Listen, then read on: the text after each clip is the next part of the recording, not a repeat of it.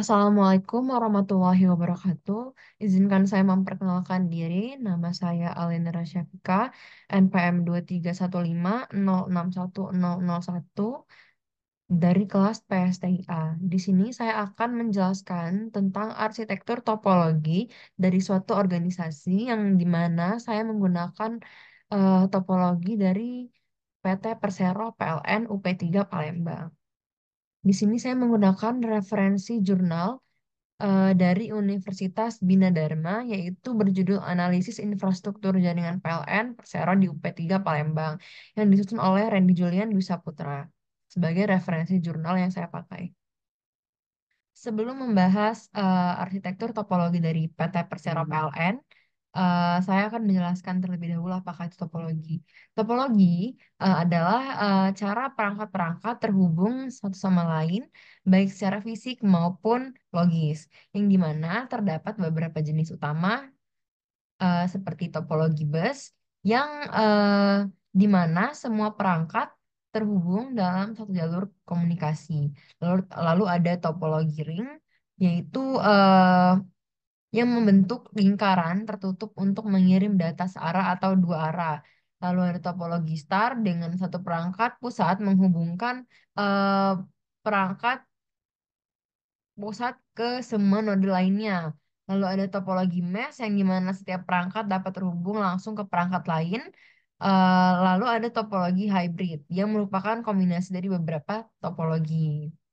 Di sini terdapat skema jaringan yang dimana skema jaringan ini menunjukkan bagaimana berbagai zonasi keamanan seperti server zone, user zone, outside zone terhubung dan dilindungi oleh perangkat seperti firewall, security, access device, dan VPN. Di sini terdapat arsitektur topologi dari jaringan pada PT Persero PLN UP3 Palembang. Yang dimana pertama di sini pada bagian kiri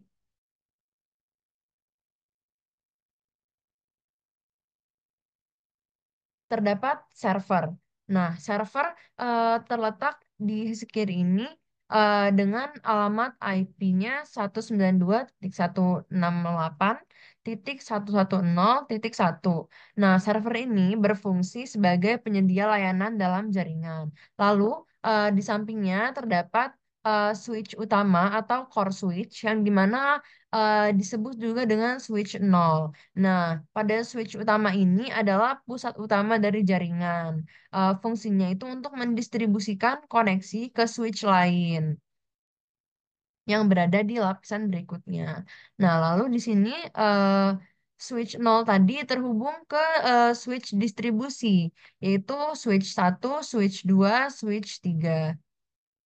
Nah, switch ini berfungsi sebagai jembatan antara core switch dan perangkat klien, yang masing-masing switch ini terhubung dengan beberapa klien, baik itu PC maupun laptop. Kemudian terdapat komputer klien seperti PC dan laptop yang terhubung ke jaringan melalui switch distribusi yang tadi kita bahas. Nah, setiap klien ini memiliki alamat IP dengan subnetnya 192.168.110.x. Nah, dari struktur ini kita bisa melihat bahwa jaringan ini terdiri dari tiga level utama. Yang pertama adalah server, lalu core switch, lalu distribusi switch, dan klien. Sekarang mari kita bahas peran masing-masing perangkat dalam jaringan. Di sini terdapat server. Server berfungsi sebagai pusat penyimpanan data, penyedia layanan, aplikasi atau server komunikasi. Nah, klien yang terhubung ke jaringan dapat mengakses layanan yang disediakan oleh server ini. Lalu yang kedua terdapat core switch yang eh, ini adalah switch utama yang menangani lalu lintas jaringan tingkat tinggi yang dimana core switch ini menghubungkan beberapa switch distribusi, yaitu switch 1, 2, dan 3, eh, untuk mendistribusikan koneksi ke perangkat klien. Nah, di sini lanjutnya switch distribusi berfungsi sebagai penghubung antara core switch dan klien. Dia ini berfungsi juga untuk mengurangi beban core switch dengan menangani komunikasi langsung dengan perangkat klien. Lalu terdapat PC dan laptop sebagai perangkat akhir yang digunakan oleh pengguna.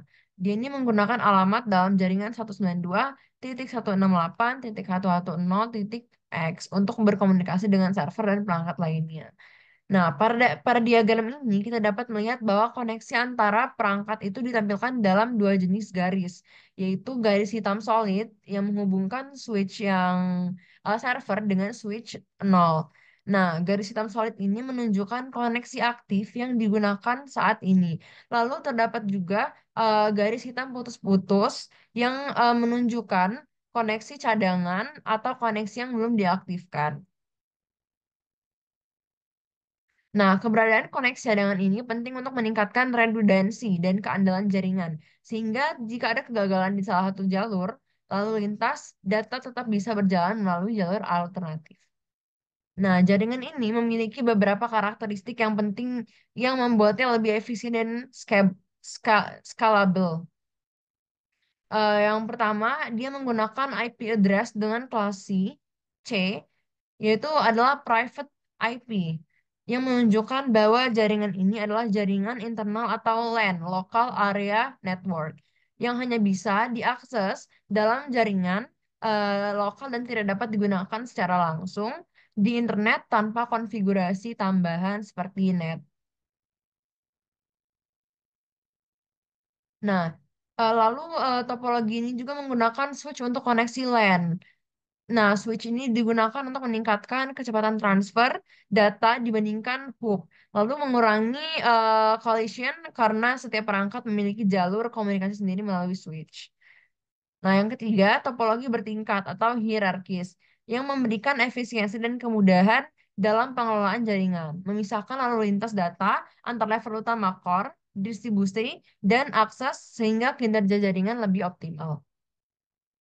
Nah, dapat kita simpulin nih dari topologi yang sudah saya jelaskan tentang UP3 Palembang, PT Persero PLN, eh, dapat disimpulkan bahwa topologi ini adalah topologi hierarkis berbasis switch yang memiliki beberapa keunggulan, yaitu struktur yang terorganisir, yang kedua distribusi beban yang baik, lalu ada scalability yang baik. Sekian dari saya, terima kasih. Wassalamualaikum warahmatullahi wabarakatuh.